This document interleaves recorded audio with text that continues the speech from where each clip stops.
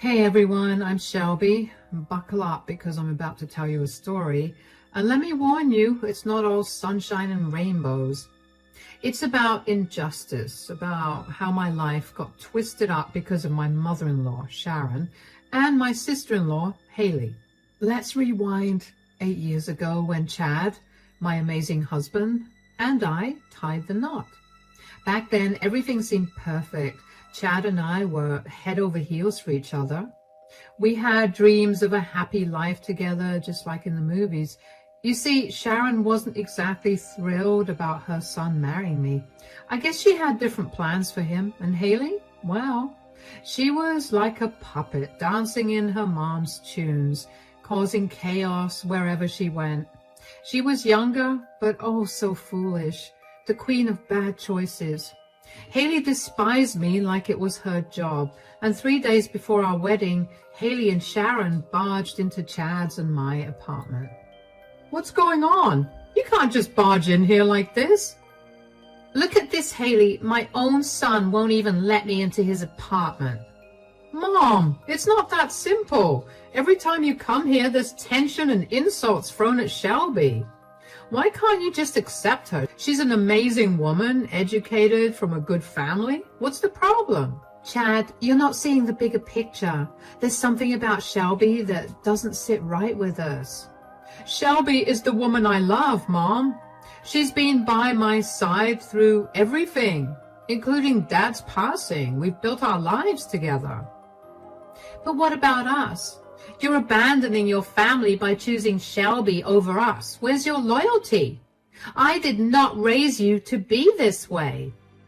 Mom, let's not do this. We're getting married in 3 days. I can't just abandon Shelby because you don't approve of her. Sharon, I've done everything I can to prove myself to you. I've tried to be a part of this family and to love you all. All I want is acceptance, love, and a chance to make Chad happy. Shelby, don't play the victim card here. An outsider like you doesn't get to have a say in our family matters. And Chad, here is the final ultimatum for you. Leave Shelby or you are not welcome in this house. No contact. Consider yourself out of the inheritance as well. It's your decision. Mom, this is ridiculous. You're asking me to choose between my family and the woman I love? The decision is yours, Chad. Choose wisely. Well, it wasn't like Chad made his decision willingly. He was forced into it, pressured by his mother and sister.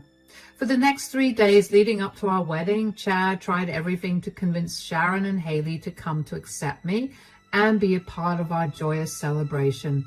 But they refused, stubbornly holding on to their hatred for me. Even though our wedding day was filled with laughter and joy, I could sense the sadness in Chad's eyes. He was losing his family, and I couldn't help but feel responsible despite his reassurances that this was what he wanted. All our guests noticed the absence of Chad's family, wondering where they were. It was a hard pill to swallow. After our honeymoon, we continued to reach out to Sharon and Haley, hoping for some reconciliation, but there was no response, just silence. And then Chad finally said it was time to let go and accept that his family might never come around. Chad, I need to talk to you about something. I feel like everything that's happened is my fault. Haley and Sharon, they're your family. I get it, Shelby, and I'm sorry you feel that way, but it's not your fault. My mom and Haley have always tried to control my life. They never liked any of my girlfriends. They just can't accept that I'm grown up now and ready to start my own family. They've always had this habit of playing toxic games even when Dad was around. Mom was in charge and Haley was her puppet. I've let them get away with too much for too long. But the one time I ask for something, they lose it. I think it's time we stop reaching out to them and show them that things can't always go their way. But Chad, is this really the right thing to do? I know they don't like me, but giving up on them? They're the ones who gave up on us. They treated you unfairly in the past, and I can't stand for that. If they want no contact, then so be it. I'm happy with you, and this is a fresh start for us. After a year of no contact with Sharon and Haley, life with Chad had settled into a comfortable routine. Our jobs, friends, and my family kept us busy and content. We hadn't spared a thought for them in months, but one day, fate intervened. Chad and I stumbled upon Haley at the new shopping complex in town. She wasn't alone. She was with a guy who was much older than her, covered in tattoos, and who gave off a bad vibe. Haley was Chad's sister after all. I understood his protective instincts. He wanted to approach her, and I didn't stop him. Instead, I stood by his side as we went to say hi to them. "Hey, Haley, long time no see." "Hi, Haley. How have you been?" "What a surprise, Chad and Shelby. I thought I made it clear I didn't want to see you." "Come on, Haley, let's not start off like this. Who's this with you?" "This is Max, my boyfriend." "And you must be Shelby's brother, Chad. I've heard some things about you. Where did you guys meet?" "Enough with the questions, Chad. Don't think for a moment that I've let go of what you did to us last year. You brought Shelby into the mix, causing chaos when Mom clearly didn't like her. And now you have the audacity to investigate my boyfriend when your taste in women is appalling. Cutting you off was the best thing we ever did." "Haley, that's it. I made a mistake trying to approach you. Mom's manipulation has gotten to you." That conversation with Haley left a bitter taste in my mouth. Chad and I quickly realized it was a mistake to approach her. We tried to brush it off, pretending it never happened. Little did we know a storm was brewing, but then, unexpectedly, a year later, everything changed. It was a dark Sunday, and we were just lounging in bed watching Netflix. The doorbell shattered the calm, and Chad went to get the door and then called me downstairs urgently. Rushing down in my robe, I couldn't believe my eyes. Sharon appeared in front of me, and she wasn't alone. With her was a stroller covered to keep it dry from the rain. Chad and I exchanged a puzzled look. What could Sharon be doing here, and who was with her in the stroller? "Mom, what are you doing here, and why the stroller?" "Sharon, why don't you take a seat and tell us what's happening?" Sharon made her way to the living room, pushing her stroller, and finally uncovered it. There was a little baby with pink cheeks and big blue eyes. I couldn't help but feel a surge of emotions seeing her. "Well, take a look. This is Lana, your niece." "Niece? So this is Haley's daughter? Wow." "Yes, but where's Haley? Shouldn't she be here with Lana?" "Lana looks like she was born just yesterday. How old is she?" "She's only a month old. And about Haley, I have bad news." "What do you mean, bad news? Is Haley okay?" "Chad, I'm so sorry. Your sister is no longer with us." "Huh? Mom, this can't be happening. I can't lose Haley." "Sharon, what happened to Haley?" "She took her last breath the day Lana was born. She couldn't survive the complications of childbirth." "That was a month ago. You're telling me now? Why didn't you let me know earlier? Why wasn't I invited to her funeral?" "I didn't know how to reach out to you after all that had happened. I'm sorry, son." "This is so unfair. I never got to say goodbye to my sister. It's too much to handle." "I'm so sorry. Haley didn't deserve this. Why didn't you tell us earlier, Sharon? The last time we saw Haley was a year ago. I never thought it'd be the last." "I couldn't bring myself to it. Haley was cremated. I still have her ashes in the urn." "Wait, who is Lana's dad?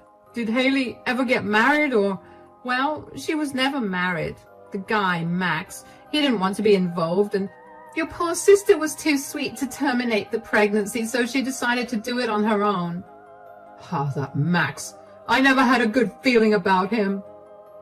"Chad, Shelby, I messed up before. I let my pride get in the way. I can't bear the thought of giving Lana up for adoption because she's my granddaughter. But I'm getting old. I can't do this on my own. I need your help. Would you consider raising Lana as your own, Chad? I know Haley could be troublesome at times, and I blame myself for not guiding her better. But please, find it in your heart to forgive her. Consider this. Lana is your blood, your niece. I know raising her won't be easy, but she deserves a chance with a family who loves her. Mom, this is a huge ask. We haven't even considered having kids of our own. We have demanding jobs, and our lives are already pretty hectic. Raising Lana would completely change everything. I don't know if we're ready for that kind of responsibility. Sharon, I understand where you're coming from, but this is a lot to take in. Imagine Lana bouncing from one foster home to another, facing who knows what kind of evil is out there. Yes, you walked out on us 2 years ago, but now you have a chance to make things right. For me, for your sister, who isn't here to ask this herself. Think about your dad. He would have wanted this too. He always believed in family, in sticking together through thick and thin. There's no other option for Lana. It's either you two or no one. Mom, maybe it's best if Lana stays with you for a bit. We need some time to process everything, especially given our past issues. It was a lot to wrap my head around. The sudden loss of Haley, leaving baby Lana behind, and Sharon, who had always been a source of tension in my life, now reaching out for help. Chad and I found ourselves immersed in endless discussions.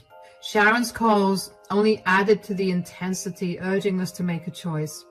Taking in Lana would mean a complete upheaval of our lives. I'd have to put my career on hold, uncertain for how long to care for her as a mother would. It meant rearranging our plans, adjusting to the needs of a baby, and embracing a new reality. But then there was the alternative, placing Lana in the hands of strangers through adoption, and the thought sent shivers down my spine. Sharon's words lingered in my mind that there were dangers out there, dangers I couldn't bear to imagine Lana facing alone. We finally made a decision. We were going to take in Lana. When we called Sharon with our choice, her relief was noticeable. She asked us to collect Lana from her place, and so we did. As we arrived at Sharon's house, everything was packed, ready for Lana's new journey with us. There was the urn containing Haley's ashes resting on the tabletop. Well, Haley would have been glad to see this, Chad. You're doing a good job as an older brother. I'm trying my best. How about you two come over later this weekend? We can spread Haley's ashes together. I think it will bring us some closure. I agree, Sharon. It would be a meaningful way to honor Haley's memory. Wonderful. I'll make the arrangements. We can gather at the park where Haley used to love spending time. Thank you for giving me a second chance. I appreciate it more than words can say. Take good care of Lana. I'll be making visits to see her, of course. Becoming Lana's mom changed my life in so many ways. The biggest change was quitting my job. I did it because Lana needed me, and I wanted to be there for her all the time. It meant adjusting to a new routine of taking care of her, feeding her, changing her diapers, and staying up at night when she cried. It was tough, but seeing Lana smile made it all worth it. Chad and I had to stop going out with friends and focus on being a family. We had to be careful with money because we only had one income now. But Lana was worth every sacrifice. Sharon didn't visit much, but when she did, she brought Lana gifts. It seemed like she had changed. She appeared calmer, yet her eyes hinted at some hidden pain, perhaps from losing Haley. We celebrated Lana's big moments, from her first birthday to her first words, and even though Lana calling us Mom and Dad felt a bit odd at first, it didn't take long for us to feel like a real family. I remember when Lana started kindergarten, she was so excited, but when it was time to leave, she got a little nervous. We hugged her tight and promised we'd be there to pick her up. And when her teacher called us because Lana was crying because she missed her pet hamster, we couldn't help but smile. We spent weekends at the park, pushing Lana on the swings and watching her giggle with delight. And on rainy days, we'd build forts in the living room and pretend we were on an adventure together. My parents adored Lana as if she were their own granddaughter. She brought joy and laughter to their home too. Time flew by, and before I knew it, Lana had become the center of our world. I had even forgotten what life was like before her. We were a happy family, and everything was the same until about 5 months ago. Lana had just started first grade, and that's when things took a turn. I had noticed some signs, so I decided to take a pregnancy test, and sure enough, it came back positive. Hey, guys, I have some big news to share with you both. What's up, Shelby? You seem pretty excited. Well, you know Lana is going to have a little brother or sister soon. Wait, are you saying? Yes, I'm pregnant. That's incredible news, Shelby. I can't believe it. You have made me the happiest man alive. I love you so much, baby. Really? Oh my God. Yes, sweetie, Mommy is going to have a baby. A baby, like a real baby? Yes, a real baby, and you're going to be a big sister. Yay, I'm going to be the best big sister ever. So we had a second baby on the way, and every time Chad and I talked about kids, we both knew we did not want more than 2. My upcoming baby felt like the final piece of the puzzle completing our little clan. But little did we know that trouble in paradise was looming on the horizon. One day, Lana got back from school, and as I was serving her lunch, she told me something unusual. Mom, today after school, a lady I didn't know wanted to take me out for ice cream, but I remembered what you always told me about strangers, so I said no. I told her about stranger danger, just like you taught me. Lana, sweetheart, you did absolutely the right thing, but can you tell me more about the lady? Did she look like someone you had seen before? No, Mom. I told Chad about it, but he brushed it off, saying I shouldn't worry. He thought it was just some random woman. We planned to address it with the school on Monday since it was the weekend, but life had different plans. We were enjoying our weekend. Chad and Lana were in the backyard watering the plants, and I was baking some chocolate chip cookies, but then I heard a knock. And before Chad or I could reach the door, Lana ran and started shouting, Mom, it's the ice cream woman. When Lana mentioned the woman, I hurried to the door with Chad. Our faces drained of color when we saw who it was. Haley, alive! But that could not be right. We mourned her and scattered her ashes 6 years ago. It did not make sense. We stood there shocked, trying to process the impossible sight before us. Lana, sweetheart, please go to your room for a moment. Hold on a minute. Nobody's going anywhere. I'm here to take Lana with me. Mom, what's happening? I don't want to go. Lana, it is okay. Everything will be fine. Just go to your room. Lana stepped back and headed upstairs. Mom? Shelby, you are not Lana's mother, are you? Then what is this? Haley? We thought you were gone. We even scattered your ashes with Mom. How can this be possible? Mom is behind it. Look, I did not know what you've been told, but I'm here now. I came back to make things right, and Lana belongs with me. What do you mean, make things right? Exactly what it sounds like. You can't just come here and disrupt our lives. You need to leave. I just got back in town yesterday. I am not going anywhere. And just so you know, I have to sort something out with Max. But I'll be back. Get ready for it. As soon as she left, Chad and I looked at each other completely shocked. We had no idea what was going on. Haley had suddenly appeared out of nowhere, and we were left wondering whose ashes we scattered 6 years ago. It was all too confusing. The only person who could explain was Sharon. Without wasting a moment, we called Lana's babysitter who lived nearby.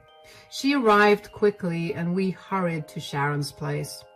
Chad and I were furious and bewildered, and after a long drive, we finally reached Sharon's house. We didn't even bother knocking. Chad just barged in. Sharon was sitting in the living room watching TV like nothing was wrong. Mom, we need to know what really happened. All these lies are too much to handle. Our family's at risk because of you. You better start talking. Chad, Shelby, what are you doing here? What's going on? Oh, Sharon, don't act clueless. What kind of mother lies about her own daughter's death? Whose ashes did we spread at the park that day? Oh, no. Did you hear from Haley? Yes. She showed up at our house. Lana was right there. She saw her and heard everything. You told us Haley was dead. But there she was, alive just an hour ago.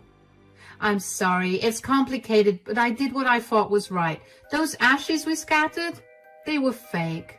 Just some ashes I found to make it look convincing. Mom, why would you do that? You are sick. Please, Sharon, no more games. We just want the truth. All right, I'll spill it all. Years ago, Haley came home knocked up by Max, who was a married man with kids. I didn't even know she was seeing him. Haley thought Max would come around about the baby, but I knew better. Oh my God, she got mixed up with a married guy? Yeah, and she was dead set on him coming to his senses. I told her to get rid of the baby, but she would not budge. Haley and her awful choices. She thought that if Max laid eyes on their baby, he would have a change of heart, but it did not go down like that. The day after Lana was born, Haley showed up at Max's place with Lana in tow, but he shut the door on them and told her to never come back. This whole situation crushed Haley. It made her give up on everything. She could not bear to look at Lana's face anymore, and she began to resent her own daughter. And I did not know what to do. Haley disappeared, leaving behind a note saying that she would never return. I kept trying to reach her, but after a week, she finally called me from an unknown number and demanded that I never contact her again. Apparently, she had started a new life wherever she was, and she wanted to cut ties completely and start fresh. Why did you keep this from us? You should have told us the truth, Sharon. Keeping something like this from us only made things worse. Well, after how Haley and I treated you, Shelby, I knew you would hesitate to help me with Lana.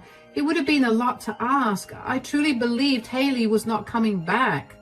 So I felt I had to come up with a fake sob story to manipulate you guys into helping. Mom, that is not right. We had been distant for years and you came to us with lies just to bail you out? I can't wrap my head around this, Sharon.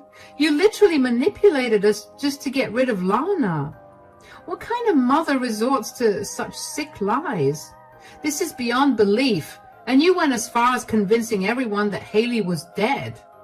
Oh, believe me, I went through a lot to pull off this lie. I did everything in my power to erase any trace of Haley's existence. I had no other option. I didn't have it in me to give Lana up for adoption. We need to sort this out fast. Yeah, but let's deal with Haley first. Mom, you are going to pay for this. Chad and I headed home, unsure of what would come next. The thought of losing Lana was unbearable, especially with my pregnancy causing added stress. We could not even reach Haley since she had changed her number. It felt so unfair. First, she did not want the baby, and now she suddenly wanted her back after 6 years. We needed to know the whole story, and despite the uncertainty, we contacted our lawyer just in case. Lana sensed the tension and kept asking about Haley, and the fear of losing Lana consumed me and tears welled up. Chad brought takeout for dinner. Just as we were about to eat, the doorbell rang again. My heart raced as I hurried Lana to her bedroom with her food, and we answered the door anxiously. I told you guys I'd be back. Let's continue this inside. Haley, look, we heard everything from Sharon, and I'm sorry she lied about your death like that, but I don't blame her. I don't care. I had a different life miles away from her for 6 years. I even got engaged, but things didn't work out. But guess who I heard from just in time? Max. After 6 years of silence, he reached out. He was going through a divorce and said he needed me. Max asked about Lana, and I could feel his longing to rebuild our family. And it turns out I was right. I just come from his place, and we had a lengthy discussion. We have decided to give being a family another shot. All my dreams are finally coming true. You can't rely on him, Haley. Remember, he cheated on his wife with you. God knows what else he's capable of. Think about Lana's well-being. Honestly, Shelby, Lana is not my priority here. I'm doing this for Max. He needs a loving family during this tough time, and I'm willing to give it to him. That is not fair, Haley. Lana is not just some object you can use to play happy family with Max. You and Mom have gone too far. We are trapped in a mess of lies because of you. Our home stability is shattered, and Lana is not a toy that you can toss aside and reclaim whenever it suits you. I'm not trying to hurt anyone. I just want Lana back. She's my daughter. You lost that right when you walked away from her. We have been here for Lana every step of the way. We have built a life with Lana. She is not just going to uproot and leave with you suddenly because you want her back. We are taking this to court anyway. We will ensure both you and Mom stay far away from our family from now on. Chad and I did not back down. We took the issue to court to fight for Lana. Sharon was scared because she had lied about Haley's death, and now the truth was catching up to her. Meanwhile, Haley and Max teamed up to try and take Lana away from us. They hired really expensive lawyers and tried their best to win.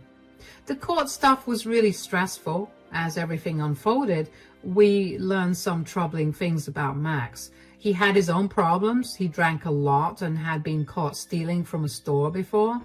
It made the whole situation even messier. We had to go through a lot of hearings, and each one was nerve-wracking. But we kept believing that Lana deserved to stay with us, and we were not going to give up. Finally, after all the stress and worry, the judge made a decision. Lana was going to stay with us. Chad and I were over the moon. We hugged each other with tears in our eyes, feeling so grateful and relieved. But it was not all good news. Sharon got in trouble for lying. She was sentenced to 6 months in prison and had to pay a big fine for faking some documents to support Haley's fake death. I remember after the court ruling, Chad and I were getting in the car to celebrate when Max came up to us. How dare you rip Lana away from me? She's my flesh and blood, my daughter. You think you can just waltz in and play daddy and mommy to her like nothing? This is not the end. Max was really mad about the decision, but we tried to ignore him. Then about a week later, Haley came to our door crying her eyes out, while Chad was away at work and Lana was at school. Haley, what brings you here? You know the decision has been made. Being upset will not change anything. I'm here because of you. You have ruined everything for me. What do you mean by that? Max told me that after his divorce, all he wanted was his daughter back. I tried my best to give him that, to make things work, but you had to sabotage my plans, and he's done with me now. He said he's had enough and that he wants me gone forever. I don't know what to do. I'll be all alone. He is just so selfish. First, he loses one family, and then suddenly he wants you and Lana back. It's all about him, isn't it? You, Sharon, and Max, all of you are cut from the same cloth, and now you are facing the consequences of your actions. Please, Shelby, I don't know where else to go. I'll be left with nothing. I'm sorry, Haley, but Chad and I have moved on from your problems. We can't keep helping you. It's time for you to face reality and move on, too. Maybe it's best for you to start over somewhere else. If you don't leave now, I'll have to call the police. This is your last chance. For those of you who stayed till the end of this story, thanks for sticking around. Now, you might be wondering about how things turned out for us. Well, it has been 3 months since Chad and I officially became Lana's mom and dad. Life's been a bit of a whirlwind since then. Haley's gone off somewhere and Sharon's still in jail, but for us, it's time for a change. Chad got a job offer from a big company in another part of the state. So we are packing up and moving, and it just feels like the right move for our family, especially with another little one on the way. Lana's doing really well. She's thriving under our care, and we could not be happier to have her. As for me, I'm getting ready to be a mom for the second time, and I'm so excited about it because this time it's going to be a bit different. Even though we faced some tough times, I am thankful for how things turned out. Without those struggles, we would not have Lana, and she has brought so much happiness into our lives. So, here is to new beginnings and whatever the future holds.